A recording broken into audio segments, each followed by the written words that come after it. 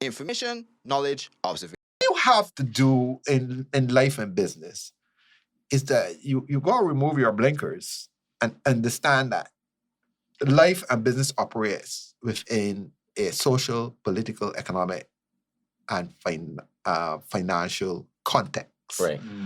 And you need to be not only understanding about what has happened in the past and what's currently happening, you need to be able to look down the road and see what is going to happen in the future, whether it has a personal level or at a business level. Right.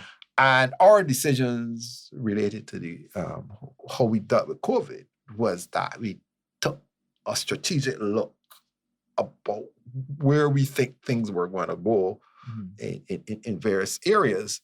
And then based on that, we then made the decisions of what we think is the best course of action that we should take when you're doing that. So the question that so one of the things that we would have looked at, we would have said, like, what do you do? The lockdown, once it got, is going to cause a recession in the country and high unemployment. And so we started to look down the road and say, well, but we didn't know how much. So the question is, so we started to do so we started to collect information by research of what the direction was, what's happening with other people's businesses, what's happening, what's the trend line. Are your sales up, down, whatever. And based on that, we were trying to get a beat as to how much we think the economy was going to shrink and what was going to happen. Right. And what was clear was that even for bread in the market, what was going to happen is, if I want to use a bakery analogy, was that even with bread, because of the economic fallout was going to be so significant, the pie would shrink. Right? And so the question is, when the pie shrunk, what was going to be your survival or what was going to be your strategy to deal with a shrunken pie? And because no matter how great bread is, if people ain't got the money to buy it, and if you remember what would have happened in the shutdown, the lockdowns, is that thousands of people suddenly had no work. Right.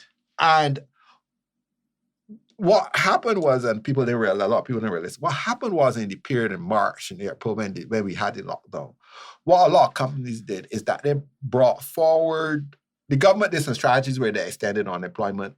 The employers sent a lot of people on holiday, which gave them money. Right. Right. When they say send them on money, they were going off anyway. So what it is, rather than, so they gave them money to go and say, I can give you holiday money. And so the people ended up with cash. So, oh my word. So in that period, March, April, May, people had, even though they were home, that was in the first wave, they had cash.